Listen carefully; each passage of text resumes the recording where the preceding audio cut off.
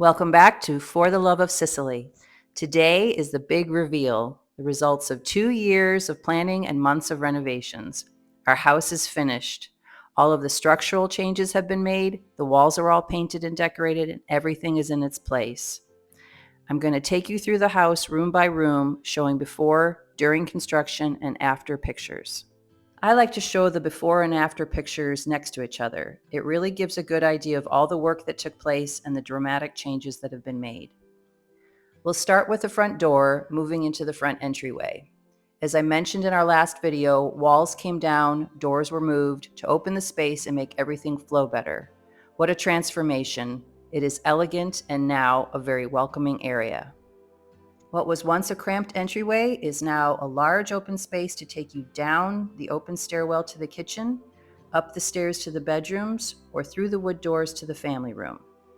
But first, some before and after shots of the front entrance. We found these beautiful antique wood painted ceiling panels at our favorite antique shop and had them made into double doors to our family room. That's where we'll head next. What was once a large dining room and small kitchen to the right has become an inviting and cozy family room.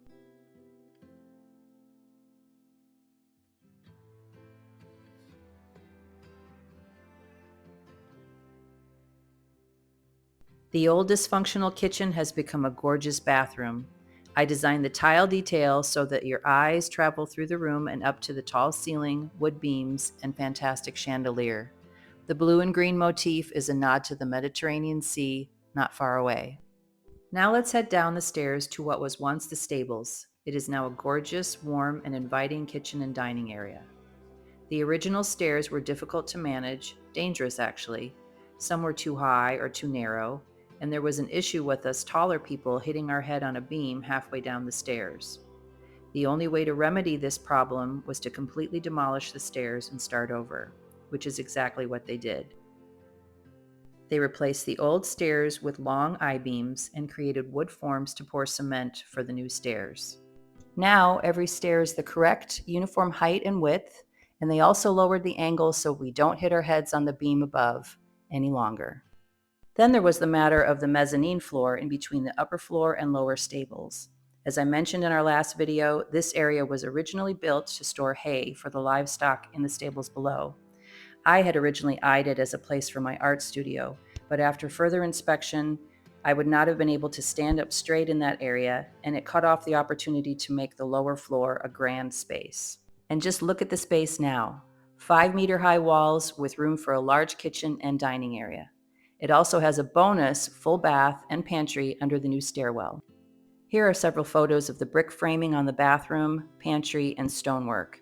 The transformation is incredible and the craftsmanship blew us away.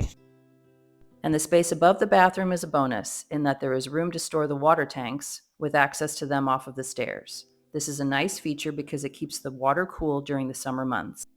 Another design feature that we needed to keep were the original wood beams on the ceiling. They are not decorative, they actually hold up the floor above. Many people like to tear down the old beams and replace them with new uniform beams, or even cover them up or use steel I-beams.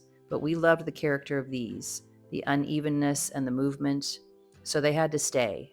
One issue that our team pointed out was that the bamboo in between the beams was not sanitary. The chalk and dust from above would not be welcome in a clean kitchen environment. The solution was to put drywall in between the beams, which required a lot of cutting and plasterwork to create a dust-free ceiling. Our team did an incredible job with a difficult task, and the result is outstanding. Another great find from our favorite antique shop was this fantastic mid-century light fixture. It was the perfect size and style to draw your eyes up and showcase the beams. The kitchen walls were prepared so that the cabinets fit perfectly against a smooth plaster wall. It was a very exciting day when the custom kitchen cabinets were installed. I designed them to balance out the room, their modern clean lines against the organic stone walls and wood beams. I also needed to bring some light into the space, but not make it too sterile, so the combination of the clean white and dark wood grain blends beautifully in the space. The rest of the stone walls were framed with plaster, which really makes the stonework pop. The plaster area is also hid where the channels go to house the electrical wiring. The last room to tackle down there was the bathroom. Our team did a great job framing this room under the stairs, but the space was not large and it was a bit difficult figuring out how the shower, toilet, sink, and washer-dryer combo would fit.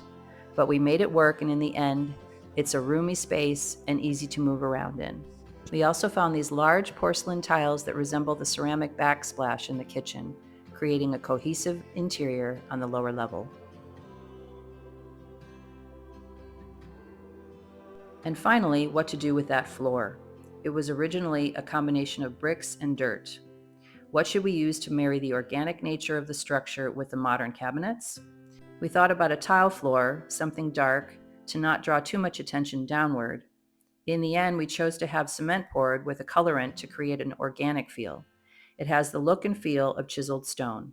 The cement also covered up all of the water and electric piping that snaked throughout the room.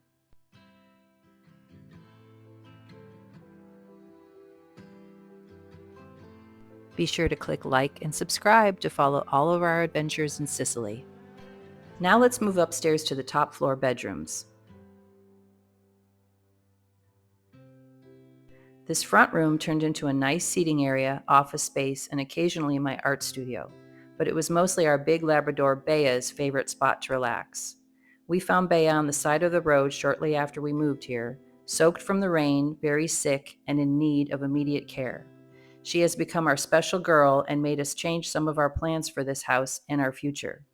But we'll get to that in a future video. This bedroom is what sold me on the house. The floor, unbelievable. I loved the crown molding and the view of the ancient church through the beautiful French doors. I knew this was going to be my haven. Our team had to chisel out the walls to make room for the new electric wiring, and it made quite a mess. But when it was finished, I got to work on painting the walls. There was a lot of damage to the crown molding, and the walls had seen better days. So I repaired the plaster where needed and used my decorative painting skills and created a hand-rubbed treatment on the walls using red pigments. The original plan was a more golden color with hints of red, but once I completed the first layer, we realized that the rosy color went really well with the antique tile floors. And here's the before and after of the master bedroom.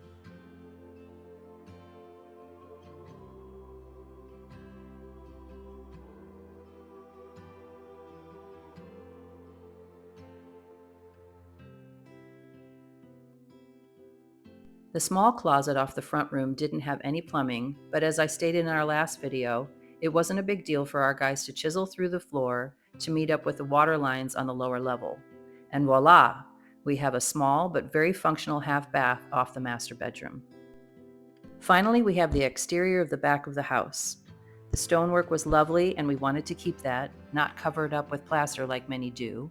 And the old barn door and gate were staying too. But that old half bath hanging off the back wall had to go. It was replaced with a large window, letting more light into the family room. The balconies were very narrow and the metal supports had deteriorated, so they needed to be replaced.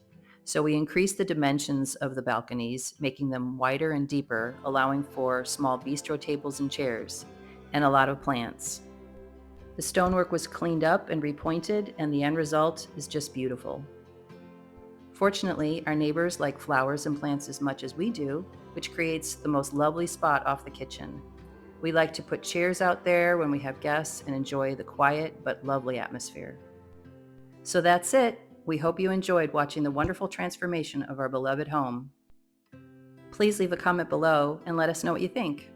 Be sure to join us next time when I'll walk you through the house after the renovations, room by room, in a one-take video. We hope you'll join us.